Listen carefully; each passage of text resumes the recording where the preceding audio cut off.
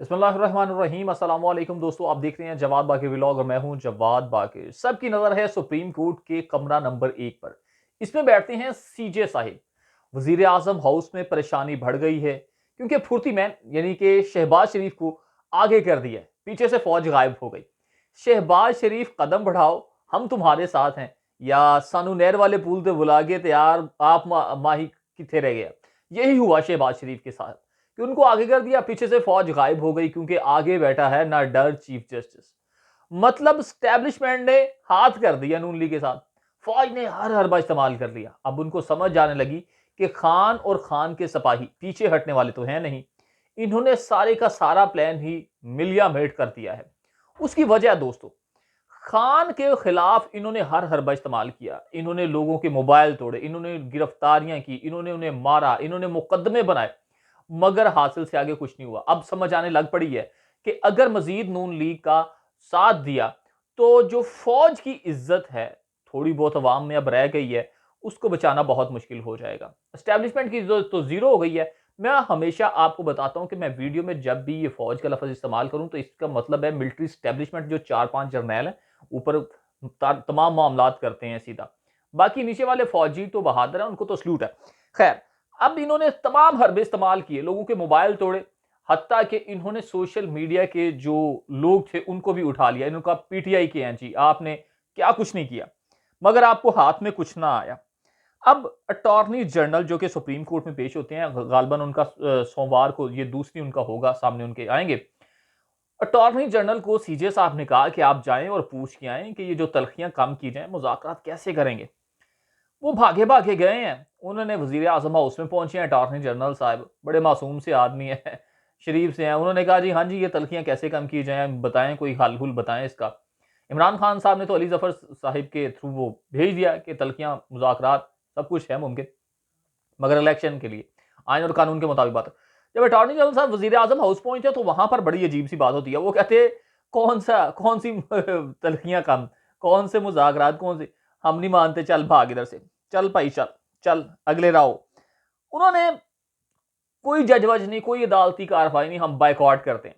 ये जो अदालती कार्रवाई का बायकॉट है ना, ये नून लीग पर नहीं बल्कि शहबाज शरीफ पर बड़ा हावी हो जाएगा।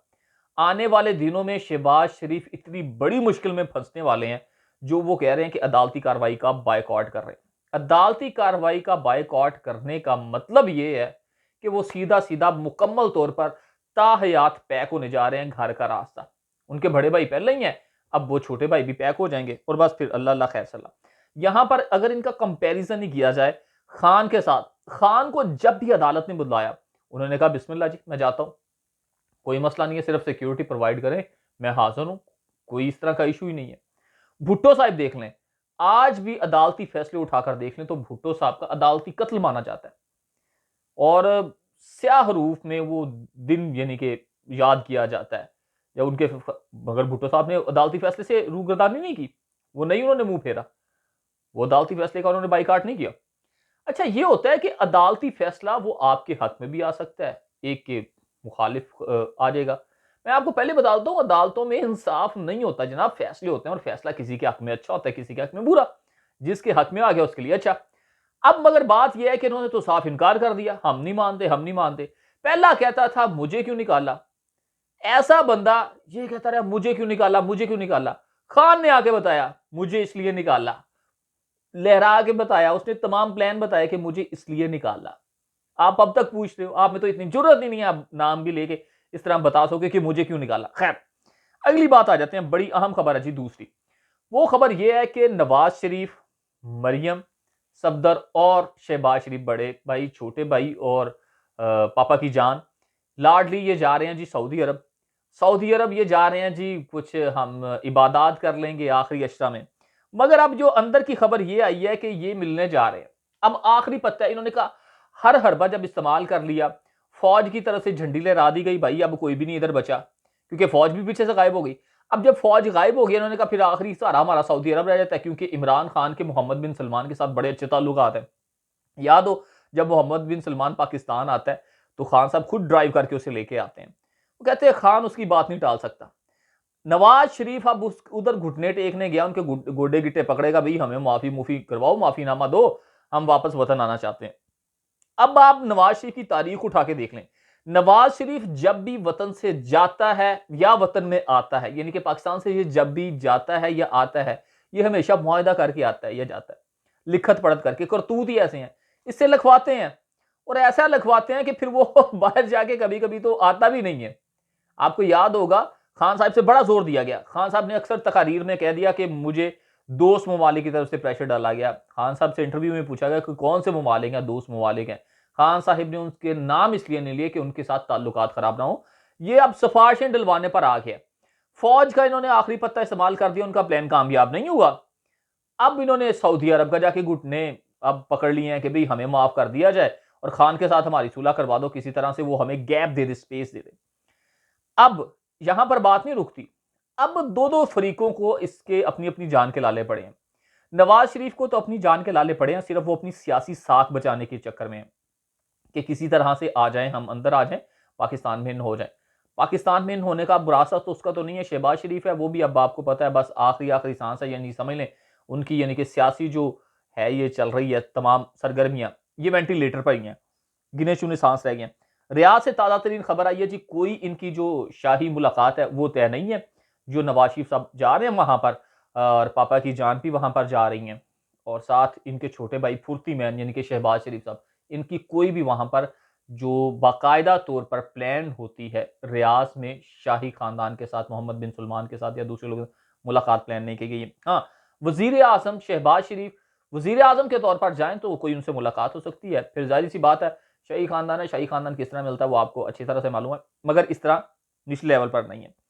हाँ, एक तीसरी चीज है, बड़ी अहम चीज है। जितने भी बेंच टूटे हैं, जितने भी जजेस ने इख्तलाफी नोट लिखे हैं या वो साइड पर हुए हैं, किसी ने भी 90 दिन वाली बात की नहीं है। 90 दिन वाली बात इसलिए नहीं की कि उन्होंने 90 दिन में इलेक्शन तो होने होने, ये तो साफ है, इससे तो कोई बात कर ही नहीं सकता, इस पर कोई बात करता भी नहीं रहा कि 90 दिन में इलेक्शन। जितने भी अटॉर्नी जनरल आए, जितने भी हुकूमत की तरफ से लोग आए हैं, जितने भी बार कौंसिल के गए, उन्होंने ये नहीं बात की कि 90 दिन के अंदर इलेक्शन रहने दो जी, ऐसे ऐसे ऐसे। ना ना ना ना ना, जजेस ने भी 90 दिन की बात नहीं की। अब जब 90 दिन की बात नहीं की गई तो फिर आखिरकार है क्या? अगर 90 दिन में इलेक्शन नहीं होते तो फिर वो गाना याद आ रहा है कि मेरे महबूब कयामत होगी, आज रुसवा तेरी गलियों में मोहब्बत होगी। मोहब्बत पता कौन सी है? जो रुसवा हो जानी है, वो फौज की मोहब्बत है, वो रुसवा हो जानी जो अवाम के दिलों में थोड़ी बहुत रह गई है। आपको सही कह रहा हूं, वो मोहब्बत रुसवा हो जानी जो अदलिया के दिलों में, अदलिया की मोहब्बत है लोगों के दिलों में। अब ये मोहब्बत को कायम दायम रखना है तो आइन और कानून के मुताबिक 90 दिन के अंदर अंदर इलेक्शन करवाने होंगे, जो कि बहुत जरूरी है। खान भी यही बात कह रहा है, 90 दिन के अंदर इलेक्शन करा लो। अब वो लंदन का मफरूर है, वो बाहर से बैठा हुआ कह रहा है हम नहीं मानते, हम नहीं मानते, मैं नहीं मानता। यार तुम होते कौन हो जो कहने वाले कि हम नहीं मानते? ये तो बताएं ना। आप तो खुद मफरूर है, आप तो पहले अदालतों के फैसलों को ऐप पड़खचा बना के उड़ा देते हैं और फिर वही कर रहे हैं। ऊपर से कह रहे हैं जी 23 करोड़ अवाम, 23 करोड़ अवाम। आपकी तरफ से कंपेन चलाई जाती है जी 23 करोड़ अवाम के साथ मजाक बनाया जा रहा है। ठीक है, 23 करोड़ अवाम, 23 करोड़ अवाम आपके साथ है, इलेक्शन चले जाएं, इलेक्शन में चले जाएं तो ये चीखें मारेंगे, मैं यकीन कर से आपको कहता हूं। 23 करोड़ अवाम आंखें खोल के देख लो, सुन लो। ओ भाई, 23 करोड़ अवाम, क्या बात करते हो? अगर इतनी आपके साथ है, अगर शहबाज शरीफ साहब, फुर्ती मैन साहब, पापा की जानी आपके साथ है, मियां साहब आपके साथ हैं, तो इलेक्शन में चले जाएं, कोई मसला ही नहीं है। 23 करोड़ अवाम तो आपके साथ है, खान का अकेला वोट होगा वो खान को पड़ जाएगा, बस इतनी सी बात है। मगर फिर भी डर रहे हैं। डर आपके दिलों में बैठ चुका है, उनके भी दिलों में बैठ चुका है जो आपको सपोर्ट करके लेके आए थे, उनके भी दिलों में बैठ चुका है जो आपको मुसलसल सपोर्ट कर रहे थे। पीपल्स पार्टी की बात करूं, पीपल्स पार्टी आपके साथ नहीं है, ना उनका नजरियाती आपके साथ इत्तेहाद है, बस वो तो वक्ती तौर पर आए हैं।